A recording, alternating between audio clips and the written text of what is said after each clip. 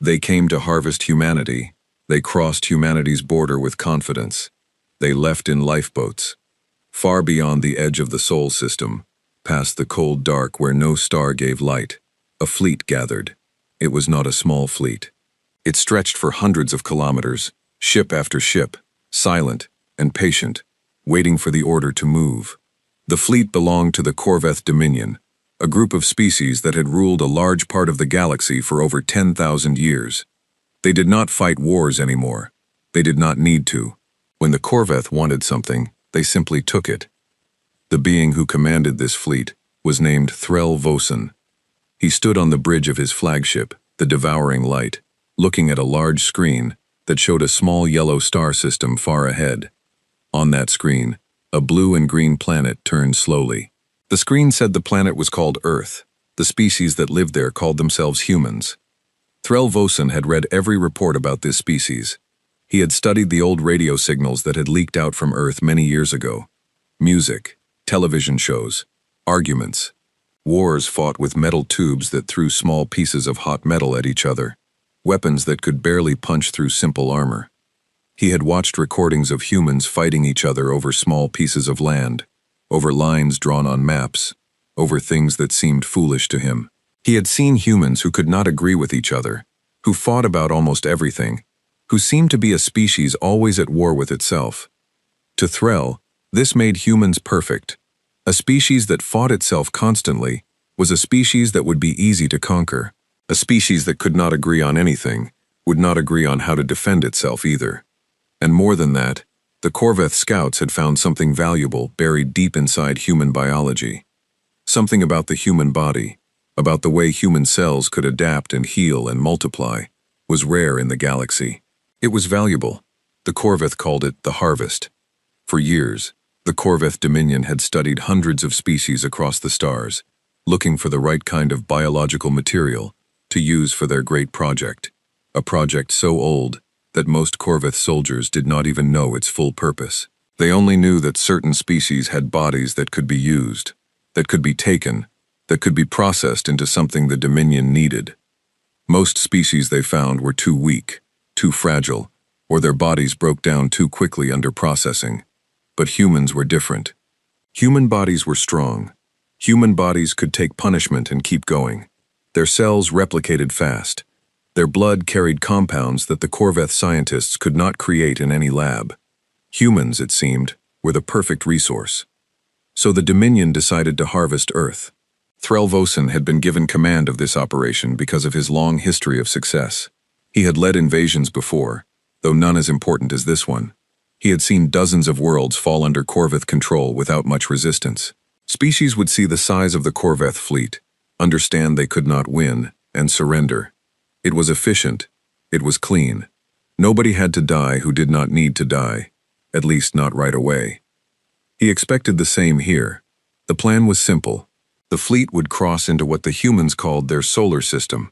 They would broadcast a message of peace, offering humanity a place inside the Dominion, as workers, as farmers of their own bodies, harvested slowly and carefully, so that the population could keep producing more.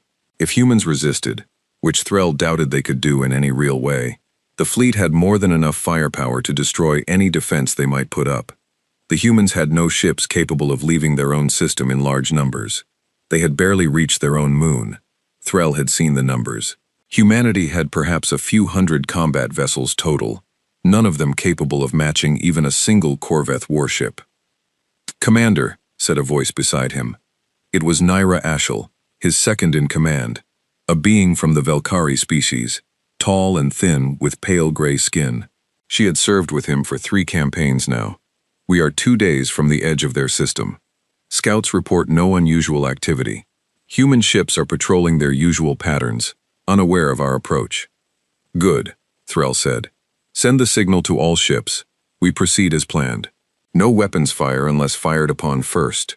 We are not here to destroy this world. We are here to harvest it." Nyra nodded and turned to relay the order. Around the bridge, other officers moved calmly between their stations. There was no fear in this fleet, no worry. They had done this before, many times, on many worlds. The Corveth Dominion had grown powerful, because it understood something simple. Most species, when faced with overwhelming force, chose to live rather than die, fighting a battle they could not win. 2 days passed. The fleet crossed the outer edge of the solar system, past the icy rocks and frozen moons that orbited far from the sun. They moved with total confidence, formations tight and organized, sensors sweeping ahead for any sign of resistance. Threll watched the reports come in. Nothing. No warning shots. No defense fleet rushing to meet them. Just silence, and the slow turning of distant worlds. "This is almost too easy," said Naira, standing at his side as they watched the main screen. "It usually is. Most species do not understand what they are facing until it is standing in front of them. By the time humanity understands, they will already know it is wiser to bend than to break." But something in the back of Threll's mind bothered him, though he could not say exactly what. It was a small thing, the kind of feeling a soldier gets after many years of service, a feeling that something was not quite right, even when everything on the screen said otherwise. He pushed the feeling aside. He had felt this way before, on other invasions, and it had always turned out to be nothing. As the fleet moved closer to Earth, past the orbit of the outer planets, the crew of the Devouring Light began preparing the broadcast that would be sent to humanity. It was the same message the Dominion had used on dozens of worlds before. A message of peace, an offer to join the Dominion, an explanation of the benefits that would come with cooperation. Threll had delivered this message himself many times. He had a talent for it, a calm and reasonable voice that made surrender sound like the smart choice rather than the fearful one. "Commander, we are picking up increased communication traffic from the human system," reported one of the sensor officers, a small four-armed being named Pricket. "Their networks are active. Lots of data moving between what appears to be military installations." "Are they aware of us?" Threll asked. Pricket checked his instruments again. "Unclear, sir. It could be normal traffic. Human communication networks are dense and constant, but there does seem to be an increase in the last several hours." Threll considered this. It was possible the humans had detected something, some faint trace of the fleet's approach. Even the best cloaking technology could sometimes be caught by a lucky sensor sweep or a suspicious pattern in the data. But even if they had noticed something, what could they do about it? Humanity had no way to stop a fleet of this size. At worst, they would panic, and panic made conquest easier, not harder. "Continue as planned," Threll ordered. "We will send the message once we are within range of their primary communication networks. Let them see the size of our fleet first. Let them understand what they are facing before we speak." The fleet continued forward, past Jupiter, past Mars, closing in on the blue and green world that was the target of this entire operation. As they moved, Threll studied the reports on human military strength one more time, wanting to be certain there were no surprises waiting. The reports were old, based on radio and data intercepts from years before, since the fleet had traveled a great distance to arrive here, and information about Earth had not been updated during the long journey. According to what he had, humanity possessed a modest number of warships, armed with kinetic weapons and simple energy shields, nothing that could seriously threaten a corvette vessel. Their largest ships were barely the size of a corvette escort cruiser. Their weapons technology was decades, maybe centuries, behind the Dominion's own. What Threll did not know, what none of the corvette scouts had discovered, was that those old reports were no longer accurate. Humanity had changed a great deal since those signals were first intercepted. The years that had passed while the corvette fleet crossed the emptiness between the stars had not been quiet years for Earth. There had been a great deal happening, much of it hidden from any outside eyes, because humanity, unlike many species the Dominion had encountered before, had learned to be very quiet about certain things. Humanity had, in fact, been watching the stars for a long time, wondering if they were truly alone, and after certain events that shook the world many years earlier, events that convinced their leaders that they were not alone and might never be safe again, humanity had begun preparing, quietly, carefully, without broadcasting their preparations to the rest of the galaxy. They built new ships, they developed new weapons, they trained new soldiers, veterans of old wars, now turned toward a new kind of enemy, one they had never seen, but always suspected might come one day. They built a border, a network of sensors and hidden defense platforms that stretched from the edge of the solar system all the way to the orbit of the moon. watching, listening, waiting. The Corvette fleet did not know about this border.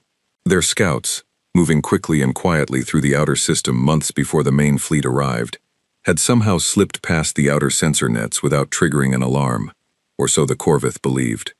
In truth, the humans had seen the scouts long before the scouts realized they had been seen. Humanity had chosen not to react, not yet, wanting instead to see how large this threat truly was, to understand it fully before showing their hand. And so, when the great Corvette fleet crossed what would later be remembered as humanity's border, the invisible line the human defense network had drawn around their solar system, Threll Vosen believed he was crossing into an easy conquest. He was, in fact, walking directly into the greatest mistake of his very long life. The fleet crossed the border with total confidence. Alarms did sound, but not on Corvette ships. Deep beneath the surface of the moon, in a command center built into solid rock and shielded from every kind of scan the Corvette possessed, human officers watched the massive fleet appear on their screens, ship after ship, more than they had expected, larger than they had expected, and they understood immediately what this meant. This was not a scouting mission. This was not a probe testing their defenses. This was an invasion fleet, arriving to take their world. A message was sent immediately to the highest levels of human command, a short and simple message that had been prepared and rehearsed for years, in case this exact moment ever arrived. The message read, "They have crossed the border. Begin threshold protocol." Far above, unaware that his arrival had triggered a plan that humanity had spent years preparing, Threll Vosen gave the order to open a channel toward Earth. It was time, he believed, to deliver his message of peace, to offer humanity the chance to bend before they broke. He had no idea that humanity had already made its choice, long before he ever arrived, and that choice was not to bend. Deep under the surface of the moon, in the command center known as Threshold Base, General Elena Reyes stood in front of a massive screen that showed the full size of the approaching fleet. She had spent 20 years of her life preparing for a moment like this, ever since the first confirmed contact with something not of this world, an event the public had never been told about, an event that had convinced humanity's leaders that the galaxy was not empty and not friendly. "Confirm the count," she said, her voice steady despite the tension in the room. "Confirmed, General," answered Major Chen, sitting at a console nearby. 1,240 vessels.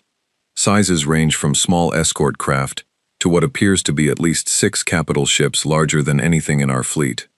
Energy readings suggest weapons systems far beyond our current technology. The room was quiet except for the soft hum of machines. Everyone there understood what these numbers meant. On paper, humanity's fleet had no chance against a force this size. But the plan they had built was never about winning a fair fight. It was about not fighting fair at all. "They are transmitting," said a communications officer. "Audio and video, on all major frequencies.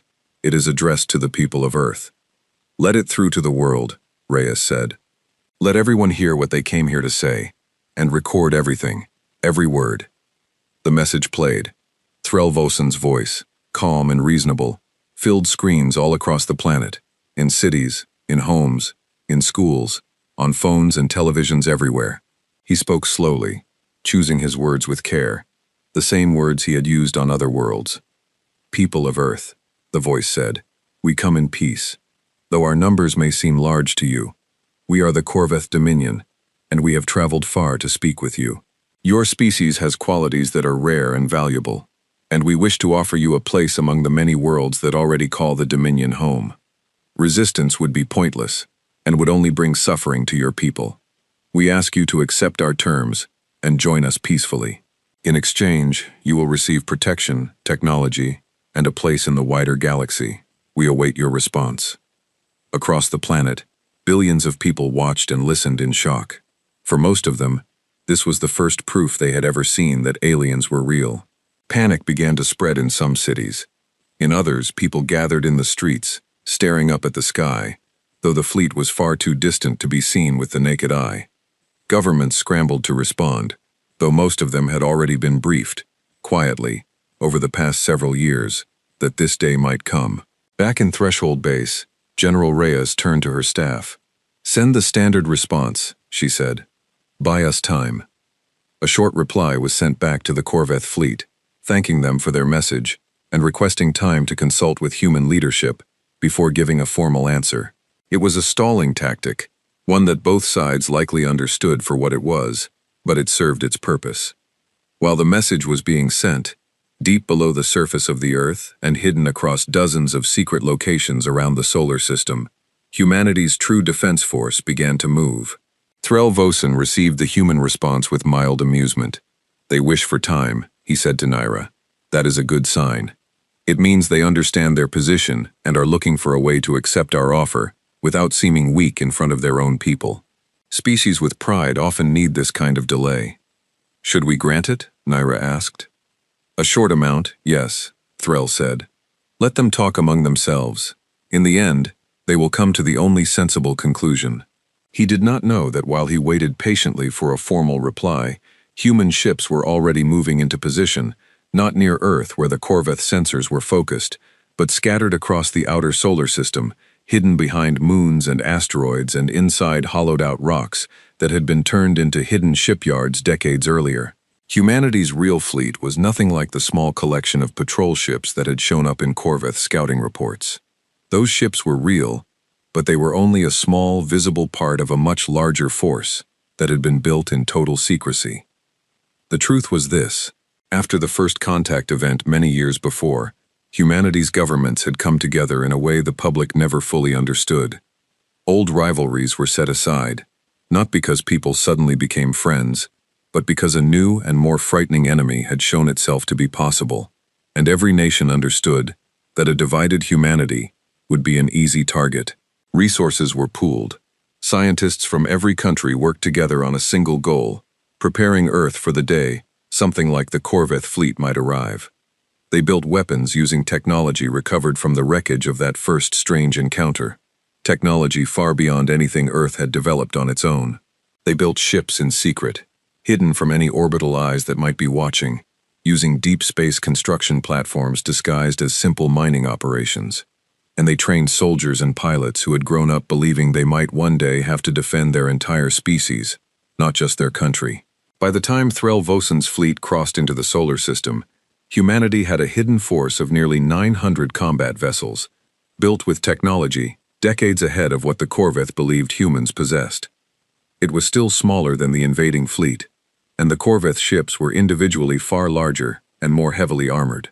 But humanity had something the Corvette did not expect: creativity, born from centuries of fighting wars against each other, a stubborn refusal to accept defeat, and weapons designed specifically with the Corvette Dominion in mind, built using data gathered from that first encounter years earlier. "General," said Major Chen, "Threshold Fleet reports all ships in position. They are ready on your order." Reyes looked at the screen, showing the massive Corvette fleet, still moving steadily toward Earth, confident and unhurried. She thought about the years of preparation, the sacrifices made, the secrets kept. She thought about her own daughter, safely hidden in a shelter beneath the mountains, along with millions of other children across the planet, moved there quietly over the past few days, under the excuse of a training exercise. "Not yet," Reyes said. "Let them come closer. Let them believe they have already won. We only get one chance to surprise them. We are not going to waste it." 3 more days passed. The Corvette fleet moved slowly and carefully toward Earth, taking a position just beyond the orbit of Mars, close enough to strike quickly if needed but still cautious, following standard Dominion procedure for a new conquest. Threll Vosen grew slightly impatient waiting for a formal response from humanity, but he told himself this was normal. Species with complex governments always took time to agree among themselves. Then, on the 4th day, Earth sent its answer. It was not the answer Threll expected. The transmission was short. It showed a single woman, standing in a plain gray uniform, in front of what appeared to be a military command room. She did not smile. She did not look afraid. "This is General Elena Reyes, speaking on behalf of the people of Earth," she said. "We have received your message. Our answer is no. Humanity does not accept your offer. We will not be harvested. We will not join your dominion. This is our world, and we will defend it." The message ended. On the bridge of the devouring light, there was a moment of complete silence. Threll Vosen stared at the screen, genuinely surprised for the first time in a very long while. He had seen refusals before, rare as they were, from species with enough pride and enough weapons to believe they had a chance. Those refusals always ended the same way, with the Dominion demonstrating its overwhelming power through a short and controlled show of force, followed quickly by surrender. "They refuse," Naira said quietly. "After seeing our numbers, they still refuse." "Perhaps they do not understand what they are facing," Threll said, though the strange feeling from before had returned, stronger now. "Or perhaps they believe they have some hidden advantage. Either way, we will need to demonstrate our strength. Prepare a controlled strike. Target one of their smaller orbital stations near their homeworld. Enough to show them what resistance will cost, without excessive destruction. We still wish to harvest this world, not destroy it." The order was given. A group of 20 Corvette ships broke away from the main fleet, moving toward Earth to carry out the demonstration strike. They moved with the same confidence the entire fleet had shown since crossing the border, expecting no real resistance, expecting only to send a clear message before returning, to wait for humanity's surrender. They never reached their target. As the 20 ships crossed the orbit of Mars, sensors across the Corvette fleet suddenly lit up with warnings. Ships were appearing where no ships had been detected before, rising from behind asteroids, emerging from cloaked positions near the outer moons, moving with speed and coordination that did not match anything in the Dominion's records on human technology.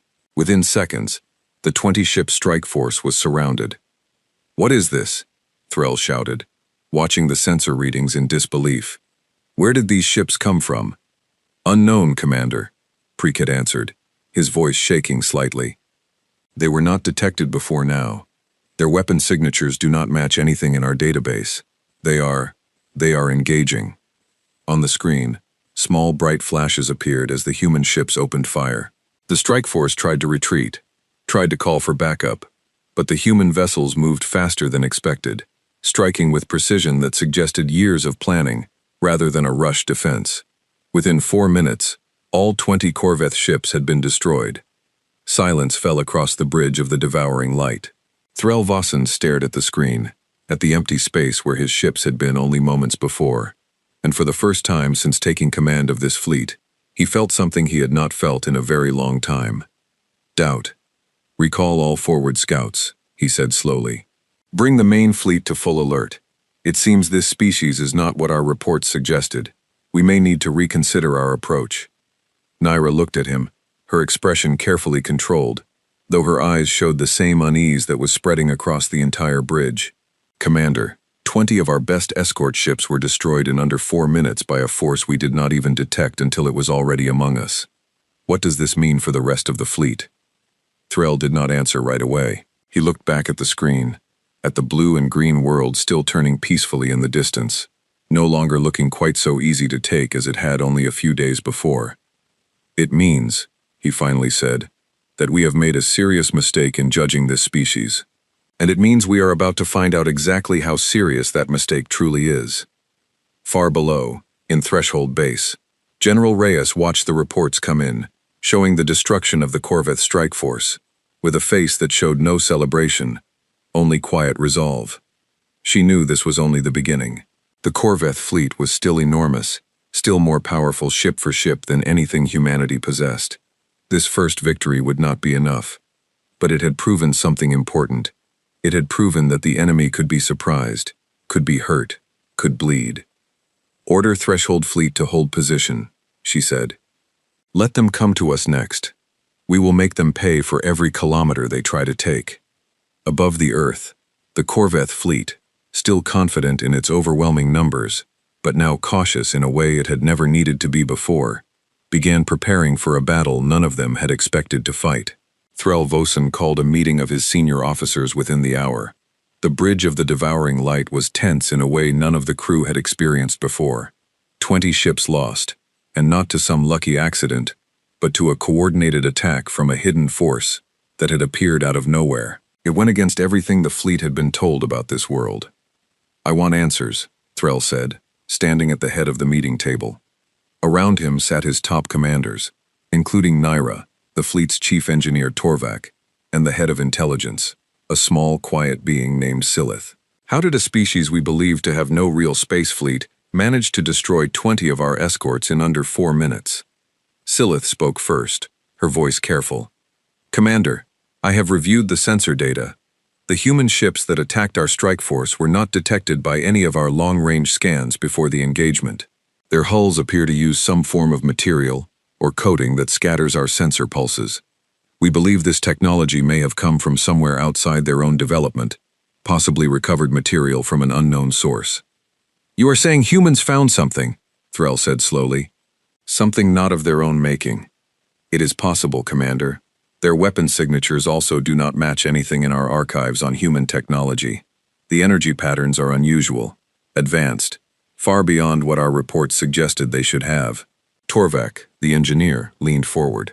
If I may add, Commander, the speed and coordination of their attack suggests years, possibly decades of training and preparation. This was not a rushed defense. This was a planned trap, executed with precision. Someone knew we were coming, long before we arrived, and prepared accordingly. The room was quiet for a moment. Threll considered this information carefully. It changed everything about how he needed to view this operation. Our reports on this species were badly out of date, he finally said. We based our plans on old signals, decades old, from before whatever changed on their world. We walked into this system believing we faced a primitive species, still fighting itself with simple weapons. Instead, we faced something else entirely, something that has been quietly preparing for our arrival. What are your orders, Commander? Naira asked. Threll thought for a long moment. Retreat was an option, technically, though it would mean reporting a failure back to the Dominion Council, something that had never happened in his long career. It would also mean abandoning a resource the Dominion badly wanted, a resource that could take decades to find again elsewhere. And there was his own pride to consider, though he tried not to let that weigh too heavily on his decision. We still outnumber them significantly, he said. Whatever technology they have developed, it cannot match the raw power of our full fleet. We will proceed, but with caution. No more small strike forces. We move the entire fleet forward together, using our numbers as our strength. If they wish to fight, we will let them see what a real battle against the Corvith Dominion looks like. The order was given, and the massive fleet began moving forward as one unified force, over 1,000 ships advancing together toward Earth. It was an impressive sight, filling sensor screens across the solar system, a wall of Corveth military might that had conquered dozens of worlds without ever needing to fight a battle this large. Back at Threshold Base, General Reyes watched the fleet's advance with a calm expression that hid the tension she felt inside. They are moving as one group now, Major Chen reported. No more small detachments. It seems our first strike taught them caution. Good, Reyes said. Caution will slow them down, but it will not save them. Order Threshold Fleet to begin Phase 2. Phase 2 of humanity's defense plan was something the Corveth had no way of predicting, because it relied on technology and tactics that had never before been seen by any species the Dominion had encountered. Humanity's scientists, working from technology recovered years earlier, had developed something they called disruption mines, small devices scattered across key points in the solar system, designed to remain completely invisible to standard sensors until activated. These mines did not explode in the traditional sense. Instead, they released a burst of energy that interfered with a ship's shields and weapon systems for several critical seconds, just long enough for a follow-up strike to land without resistance. As the Corveth fleet advanced past the orbit of Mars, moving through a region of space that had already been carefully seeded with these hidden devices, alarms began sounding across dozens of ships simultaneously. Commander, multiple ships reporting shield failures, Prickett said urgently. Something is interfering with our systems. We cannot identify the source. Threll's eyes narrowed. Where is it coming from? Before Prickett could answer, the human fleet appeared, rising from cloaked positions all around the advancing Corveth formation, moving in fast and firing directly at the ships whose shields had just failed. The battle that followed was unlike anything Threll had ever experienced. Ship after ship in his fleet took heavy damage in the opening moments, their defenses stripped away by the mysterious mines just before the human attack landed. Return fire. All ships, engage, Threll ordered, his voice sharp with urgency now. The Corveth fleet, though caught off guard, still had the numbers and the raw firepower to fight back. Slowly, the battle began to even out, as Corvette ships brought their own weapons to bear, and the human fleet, despite its clever tactics, began taking losses of its own. Human ships, while fast and well-armed, were still individually weaker than the larger Corvette vessels. For every Corvette ship the humans managed to disable or destroy, they lost one or two of their own in the exchange. On the bridge of the human flagship, a vessel called the Liberty, Admiral James Okonkwo watched the battle unfold with a grim expression. "We are taking losses, sir," reported his tactical officer. "The mines bought us an advantage, but their numbers are starting to tell." "Hold the line," Okonkwo said. "We are not here to win this battle in one strike. We are here to bleed them, to make them pay for every meter of space they try to take. Fall back to secondary positions and continue the fighting retreat, exactly as planned." The human fleet began pulling back in an organized manner, still fighting as they retreated, luring the Corvette fleet deeper into the solar system, toward more defensive positions that had been prepared over the years. Threll, seeing the human fleet retreating, allowed himself a moment of relief. "They are falling back," he said. "Perhaps they have realized the truth of their situation.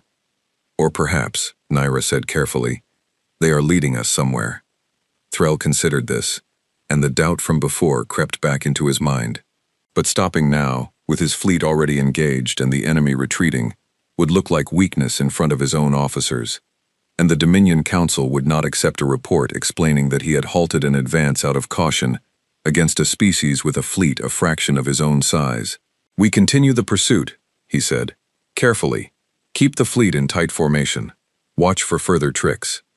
The pursuit continued for the next 2 days, the human fleet giving ground slowly, fighting sharp engagements before retreating further each time, always inflicting damage before pulling back. The Corvette fleet, despite its overwhelming size, found itself losing ships at a rate that Threll had never before experienced in any campaign. Small losses, a few ships here, a handful there, but they added up, and more importantly, they wore down the morale of a fleet that had never before faced real resistance. By the end of the second day, the Corvette fleet had lost nearly 90 ships, a small percentage of its total force, but a number far higher than anything in Threll's experience.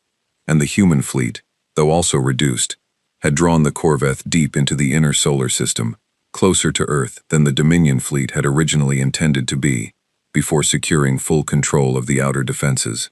"Commander," Silith reported during another tense meeting, "our losses, while not critical to our overall strength, are unprecedented for an operation of this type. Crew morale is beginning to suffer. Many soldiers have never experienced combat before. The Dominion has not fought a real war in generations." This was the truth that Threll had not wanted to fully admit to himself.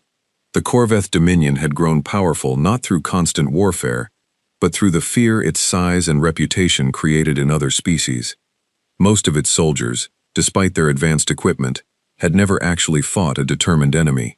They had trained for conquest, not for war.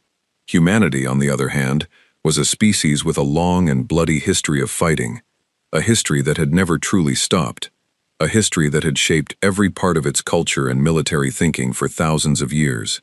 "We are close to their homeworld now," Threll said, looking at the tactical display. "Whatever trap they have been leading us into, we must be near its center. I want full readiness on all ships. If they intend to make their final stand here, we will meet them with everything we have." As the Corvette fleet pressed closer to Earth, the human fleet stopped its retreat and began forming a defensive line just beyond the orbit of the Moon, directly in front of Threshold Base and the deep hidden defenses that had been built there over decades.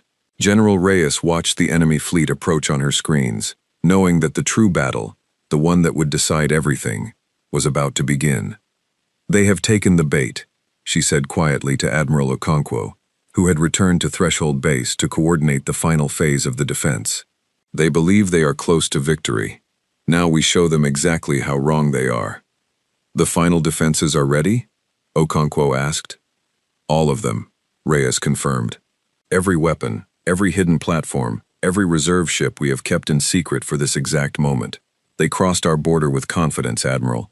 Let's make sure they understand, before this is over, exactly what that confidence has cost them." Above the Moon's surface, hidden defense platforms that had remained dark and silent for years, invisible to every scan the Corvette fleet had performed since entering the system, began quietly powering up, waiting for the order that would turn this battle into humanity's greatest victory, or its final defeat.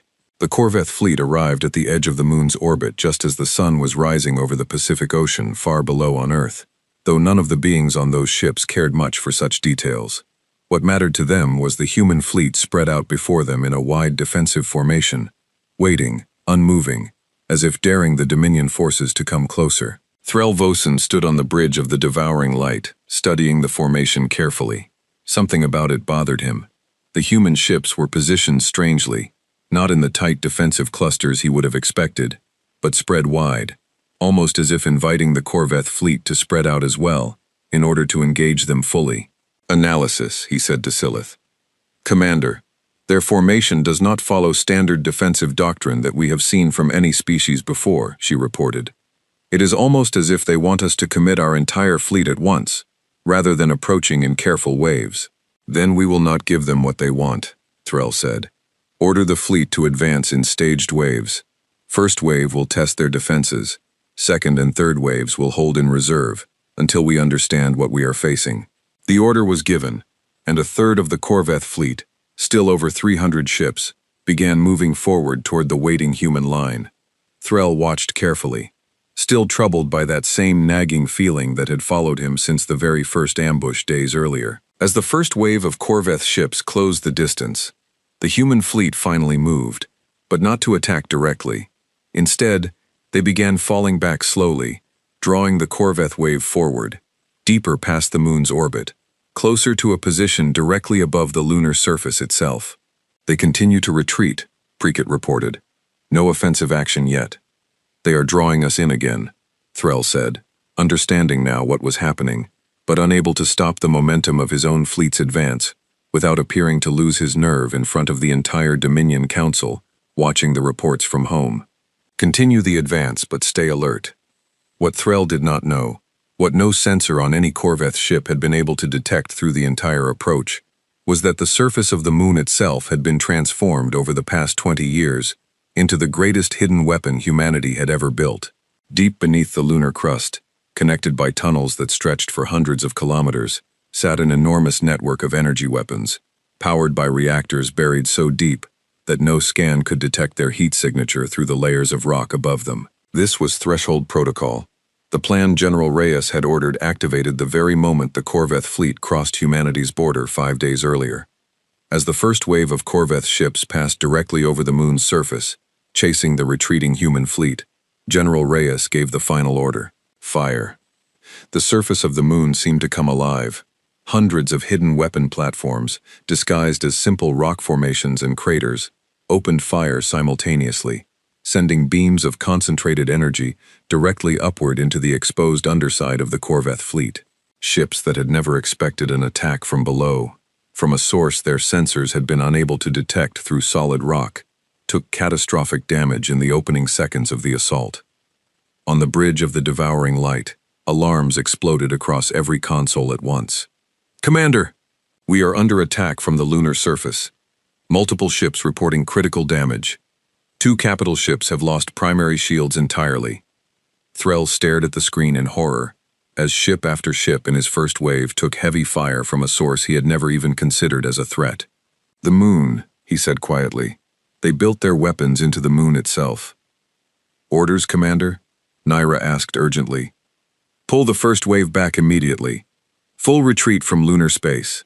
Threll shouted, but even as the order was given, he knew it might be too late for many of the ships now caught in the crossfire between the lunar weapons below and the human fleet that had turned to engage them directly above. The battle that followed was chaotic and brutal. Corvette ships, caught between 2 lines of fire, tried desperately to retreat while returning fire against the human fleet, now pressing the attack from the front. The human ships, though smaller and fewer in number, fought with a coordination and aggression that stunned the Corvette crews, many of whom had never experienced real combat before this campaign began. Where Corvette soldiers had trained for the appearance of war, for parades and shows of force meant to intimidate rather than fight, human pilots and soldiers had trained their entire lives, drawing on centuries of accumulated military knowledge and a species-wide understanding that survival sometimes meant fighting an enemy that could not be reasoned with. Within 20 minutes, the first wave of 300 Corvette ships had been reduced to less than 100, most of those heavily damaged and struggling to retreat back toward the main fleet still waiting further out. "Bring forward the second and third waves," Threll ordered, his voice tight with barely controlled anger and something that felt uncomfortably close to fear, an emotion he had not experienced in centuries of service. "We will overwhelm their position with sheer numbers if we must." But even as the order was given, more alarms began sounding across the fleet.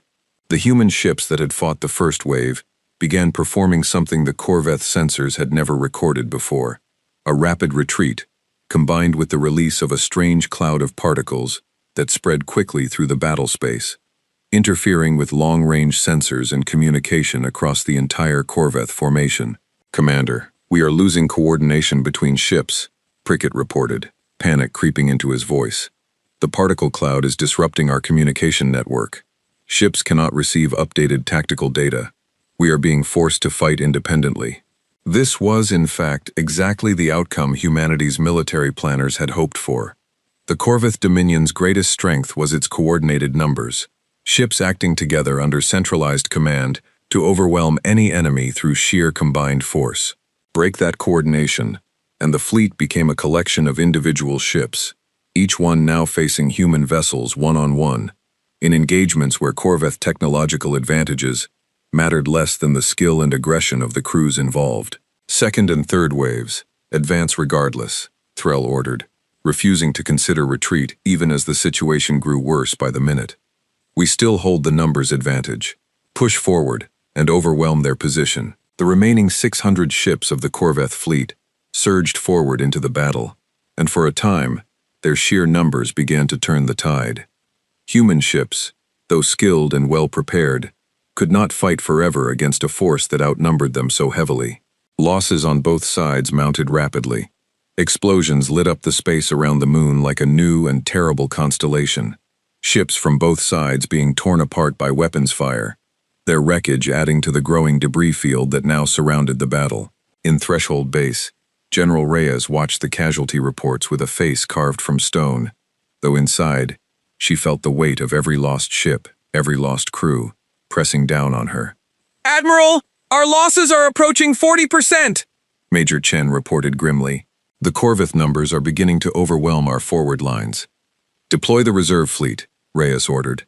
"All remaining ships, including the ones held back at Earth orbit. This is the moment we have been preparing for. There is no reason to hold anything back now."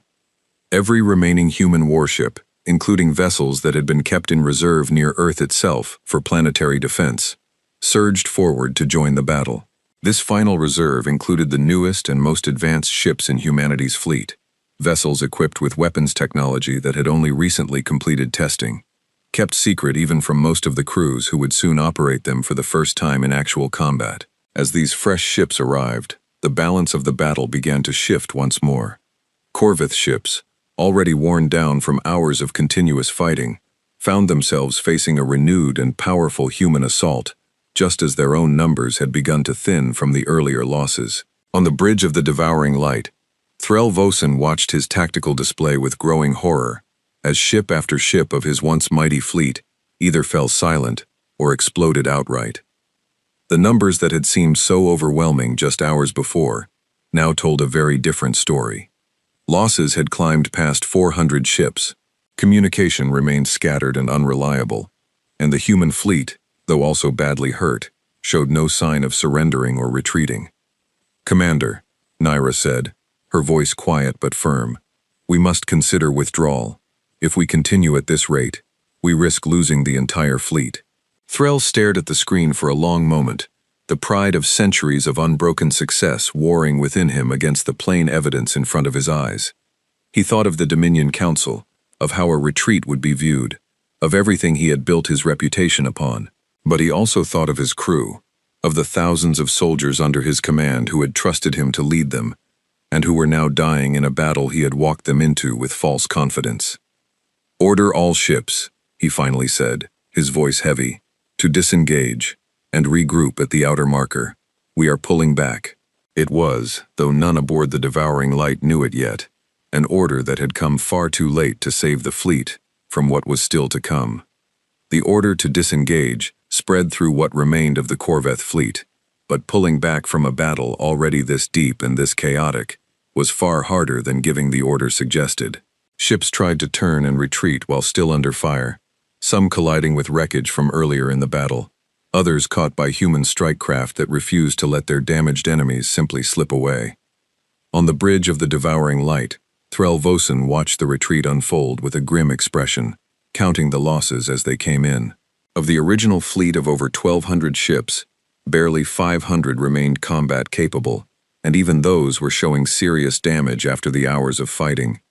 It was a defeat unlike anything the Corvette Dominion had suffered in generations, perhaps in its entire long history of conquest. "Commander, the human fleet is not pursuing," Briquet reported, a note of confusion in his voice. "They appear to be holding position near the moon, rather than chasing our retreat." Threll considered this. It made sense, in a strange way. The humans had fought this entire battle defensively, using their prepared positions and hidden weapons to their fullest advantage. Chasing his retreating fleet into open space would mean abandoning those advantages, fighting on ground that no longer favored them. Whoever commanded the human fleet understood the value of a battle already won, and had no need to risk further losses chasing a beaten enemy. "Continue the withdrawal," Threll said. "Get us clear of their system entirely. We will regroup at the rally point beyond the outer system boundary." As the remaining Corvette fleet limped away from Earth, Threll found himself alone in his private quarters for the first time in days, staring at a report that listed the final numbers of the battle. 700 ships lost, tens of thousands of soldiers dead. An operation that had been expected to end in a peaceful surrender within days had instead become the worst military disaster in the recorded history of the Corvette Dominion. He thought about what would happen when he returned home, when he had to explain this defeat to the Dominion Council.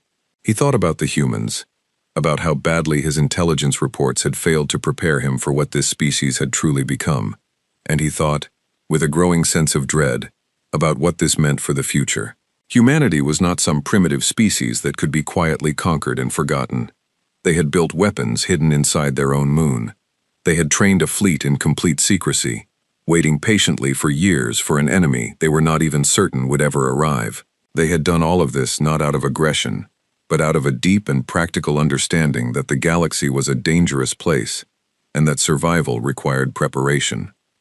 The Corvette Dominion had grown used to easy victories, to species that surrendered, rather than fight a battle they could not win. Humanity had refused to follow that pattern, and now, because of that refusal, humanity's existence, along with the location of their homeworld and the strength of their defenses, was about to become known across a wider portion of the galaxy than anyone on Earth might have wished. But that was a problem for another day. For now, Threll Vosen had a fleet to save, and a defeat to somehow survive. As the Corvette fleet reached the edge of the solar system, preparing to make the long journey back through the dark, a final message arrived from Earth, broadcast on the same frequency the original peace offer had used days before. It was General Reyes again, standing in the same plain uniform, her expression calm but firm. "To the commander of the Corvette fleet," she said, "you came here with an offer, and we gave you our answer. You crossed our border with confidence. I hope, as you leave, you understand exactly what that confidence has cost you. This is our home. We built it, we fought for it, and we will always defend it. Should your dominion ever consider returning, know that what you face today was only a fraction of what humanity is capable of preparing. Go in peace, or do not come back at all. The choice is yours." Threll listened to the message in silence, standing alone in his quarters, the weight of the defeat settling fully upon him now that the immediate danger of battle had passed. He did not respond. There was nothing left to say that would change what had happened, and no words that could undo the losses his fleet had suffered. Not every ship in the Corvette fleet managed to make the retreat successfully. Some, too badly damaged to continue the journey home, were abandoned along the way, their crews evacuating into small emergency lifeboats, hoping to be picked up by other ships still capable of travel. Dozens of these lifeboats drifted through the outer solar system in the days following the battle, carrying survivors of a fleet that had arrived expecting an easy conquest and left instead as a broken, humbled force, fleeing the very world it had come to harvest. Some of these lifeboats were found by human patrol ships, sent out quietly in the aftermath of the battle to search for survivors, both human and corvette. General Reyes had given clear orders on this matter, orders that surprised some of her officers given the circumstances. "Rescue any survivors you find, human or otherwise," she had said. "We won this battle because we prepared, not because we are cruel. Let the galaxy know that humanity fights fiercely when threatened, but does not abandon the helpless once the fighting has ended. That reputation may serve us better in the long run than fear ever could." And so human ships collected the surviving corvette soldiers from their lifeboats, treating their wounds and holding them not as prisoners of war exactly, but as guests, whose fate would be decided through careful negotiation once the dust of battle had settled. Among those rescued was a young corvette officer named Vesic, who had served on one of the ships destroyed during the fighting near the moon. He had expected to be treated harshly, perhaps even executed, given everything he had been taught about how conquered species typically behave toward captured enemies. Instead, he found himself given medical care, food, and eventually, the chance to speak directly with human officers who wanted to understand more about the Dominion he had served. "Why do you help us?" Vesic asked one of his human guards, an older soldier named Sergeant Dade. "After we came to harvest your world." Dade considered the question for a moment before answering. "Because how we treat you now says more about who we are than the battle we just won," he said. "We fought because you gave us no choice, but that doesn't mean we have to become monsters to do it." Word of the battle, and of humanity's treatment of the survivors, eventually spread beyond Earth, carried by trade routes and communication networks that stretched across the parts of the galaxy the corvette Dominion had long controlled. Other species, some of whom had lived under Dominion rule for generations, began to hear whispers of a small, distant world that had not only resisted a corvette invasion fleet, but had defeated it decisively, sending the survivors home in escape pods rather than as trophies of war. Back on Earth, life slowly began to return to something resembling normal, though nothing would ever truly be the same again. The public now knew, beyond any doubt, that humanity was not alone in the universe, and that the universe was not always a friendly place. Governments that had once kept the truth hidden now had to explain years of secrecy to a public demanding answers. But alongside the fear and the questions, there was also a quiet sense of pride, a recognition that when the moment of truth had finally arrived, humanity had not simply survived. It had won. General Reyes stood once more in Threshold Base, now looking not at a screen showing an approaching enemy fleet, but at a quiet report detailing the slow rebuilding effort already underway, repairing damaged ships, honoring the dead, and preparing for whatever might come next. Admiral Okonkwo stood beside her, both of them looking tired in a way that went far beyond simple physical exhaustion. "Do you think they will come back?" Okonkwo asked quietly. Reyes thought about the question for a long moment before answering. "Maybe not the corvette, not for a long while at least. We hurt them badly, and pride like theirs takes a long time to heal enough to try again. But someone else might come, someday. The galaxy is a big place, and we've just announced ourselves to it in a very loud way." "Then we keep preparing," Okonkwo said. "We keep preparing," Reyes agreed. "That's what we do now. That's what we'll always do." Far beyond the edge of the solar system, the broken remains of the corvette invasion fleet continued their slow journey home, carrying with them a lesson that would echo through the halls of the Dominion for generations to come. They had come to a small, quiet world at the edge of known space, expecting an easy harvest of a primitive and divided species. Instead, they had found a united and determined people who had spent years quietly preparing for exactly this moment. A people who valued their freedom enough to fight for it, against odds that should have guaranteed their defeat. They had crossed humanity's border with confidence. They left in lifeboats, carrying home the true story of what happened when the corvette Dominion finally met a species that refused to be harvested. And far below, on a small blue and green world that had just proven itself far stronger than anyone in the galaxy had ever expected, humanity turned its eyes back toward the stars, no longer wondering if they were truly alone, but instead beginning to wonder what other challenges might still be waiting out there in the vast and endless dark.